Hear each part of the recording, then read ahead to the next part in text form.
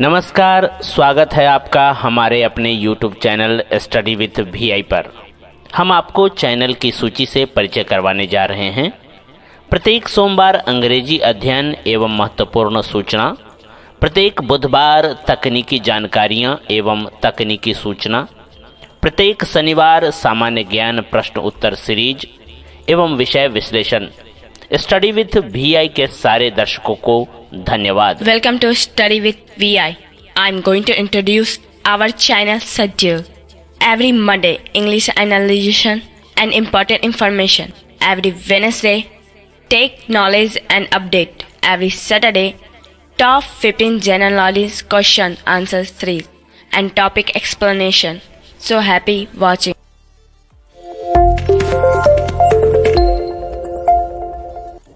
Hello everyone, कैसे हैं आप सभी। उम्मीद करती हूँ बहुत ही खुश होंगे। आप सभी का हार्दिक स्वागत है एक बार फिर से हमारे इस YouTube channel study with VI पर। मैं हूँ शेजल राठौड़ और आज हम हमारी इंग्लिश की सीरीज़ को कंटिन्यू करते हुए अगले टॉपिक की ओर बढ़ेंगे। तो हमारा अगला टॉपिक है नेगेटिव टेंसेस यानी नकारात्मक काल। अगर आपने पॉजिटिव टेंसेस किए हैं तो नेगेटिव टेंसेस करने में आपको बहुत ज़्यादा आसानी होगी, क्योंकि यहाँ पे सिर्फ हमें हेल्पिंग वर्ब्स को नेगेटिव कर देना है। यदि आपने हमारे वीडियोस को नहीं देखा है, पॉजिटिव टेंस की वीडियोस को आप देखना चाहे तो हमारी प्लेलिस्ट में जाकर देख सकते हैं। चलिए तो शुरू करते हैं पहले टेंस से। पहले प्रेजेंट इंडेफिनिट। तो प्रेजेंट इंडेफिनिट में जैसे कि हमने देखा था कि जब हम पॉजिटिव टेंस बनाते हैं तो कोई हेल्पिंग वर्ब नहीं होती। तो यहाँ पे हम हेल्पिंग वर्ब देंगे डू और डज और इनको हम नेगेटिव कर देंगे। तो पहले प्रेजेंट इंडेफिनिट की पहचान देख लेते हैं। जब ये नेगेटिव में होगा तो जाहिर सी बात है हिंदी में नहीं होगा, नहीं। फिर उसके बाद क्रिया के साथ ताते ती है हु है, जैसे पॉजिटिव में था, बस यहाँ पे नहीं ऐड हो जाएगा। फिर इंग्लिश में पहचान अगर हम देखें तो यहाँ पे हेल्पिंग वर्ब्स होगी डू नॉट, डज नॉट, या फिर डू नॉट को शॉर्टकट में एब्रीवेशन फॉर्म में डोंट बोलते हैं और डज नॉट को डजेंट। सो ऐसे भी हो सकता है डोंट, डजेंट और वर्ब की फर्स्ट फॉर्म। अब देख लेते हैं डू नॉट कब आएगा और डज नॉट कब आएगा। आई, यू, वी और दे इन सब्जेक्ट्स के साथ आएगा डू नॉट यानी डोंट, जिसको हम बोलते हैं शॉर्ट में, और ही, शी, इट, नेम के साथ आएगा डज नॉट या फिर डजेंट। अब फॉर्मूला देख लेते हैं। फॉर्मूला होगी subject plus do not, does not plus first form of verb plus object. Subject plus do not, does not plus first form of verb plus object. चलिए examples की ओर बढ़ते हैं। मैं विद्यालय नहीं जाती हूँ। I do not go to school. आप खाना नहीं बनाते हो। You don't cook food. हम चित्र नहीं बनाते हैं। We do not draw a picture. वे बाजार नहीं जाते हैं। They don't go to market. अब हम डज वाले एग्जाम्पल्स भी देख लेते हैं। वह गाना नहीं गाती है। She does not sing a song. वो डांस नहीं करता है। He doesn't dance. बारिश नहीं होती है। It does not rain. Neha किताब नहीं पढ़ती है। Neha does not read a book. अब हम फ्यूचर इंडेफिनिट की तरफ बढ़ेंगे। फ्यूचर इंडेफिनिट में पहचान होगी नहीं हिंदी में और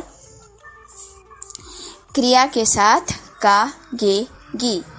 इंग्लिश में पहचान होगी यहाँ पे ऑलरेडी हेल्पिंग वर्ब है तो हम विल नॉट और वर्ब की फर्स्ट फॉर्म। विल नॉट को ही शॉर्ट में वोंट बोला जाता है। ओके, वॉन्ट नहीं बोलना है, WANT वाला वॉन्ट नहीं बोलना है। उसका मतलब होता है चाहत, लेकिन यहाँ पे क्या है वोंट, WON''T। अब देख लेते हैं फॉर्मूला। फॉर्मूला होगा subject plus will not plus first form of verb plus object. For example,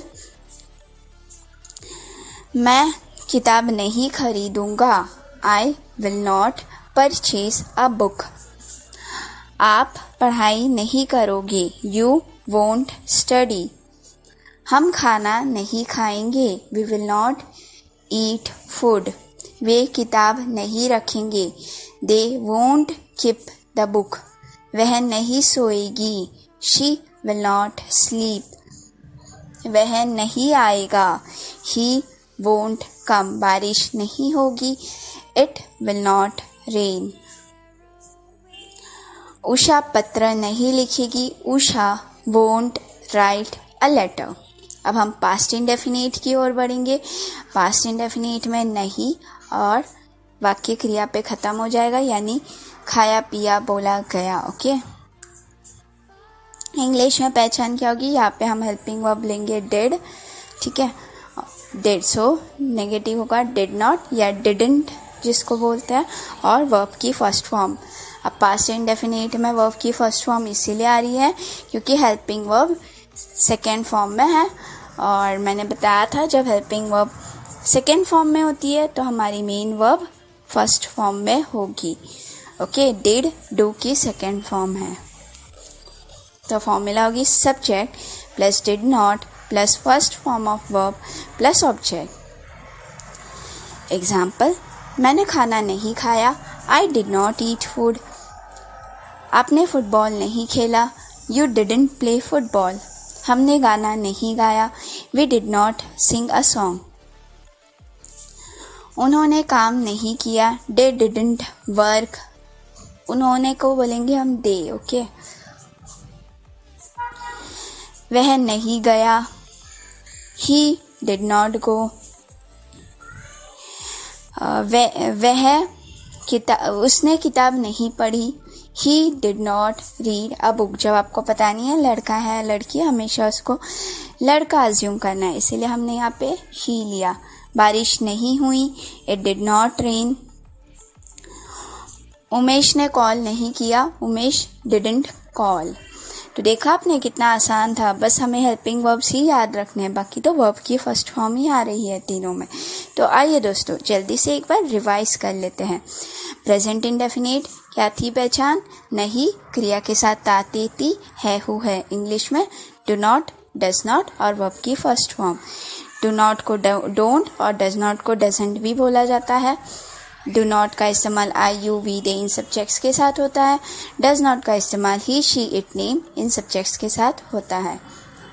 formula subject plus do not does not plus first form of verb plus object. Example, आप पानी नहीं पीते हो. You do not drink water. Future indefinite नहीं क्रिया के साथ गागेगी, और इंग्लिश में पहचान होगी will not या won't और verb की first form. Formula subject plus will not plus first form of verb plus object. हम बाजार नहीं जाएंगे. we will not go to market. अब लास्ट वाला था पास्ट इंडेफिनिट. नहीं और वाक्य क्रिया पे ख़त्म हो जाएगा, यानी खाया पिया बोला गया. इसमें helping verbs he did not जिसको डिडंट भी बोला जाता है, तो हमारे इंग्लिश में पहचान होगी डिड नॉट या डिडंट और वर्ब की first form. Formula subject plus did not plus first form of verb plus object.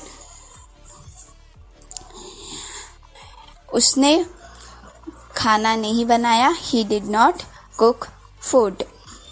I hope आपको ये वीडियो अच्छी लगी होगी और आपको सब कुछ बहुत ही अच्छे से समझ आ गया होगा. यदि कोई भी डाउट हो तो आप कमेंट सेक्शन में पूछ सकते हो. चलिए मिलते हैं अगले वीडियो में. तब तक के लिए टेक केयर. Bye bye.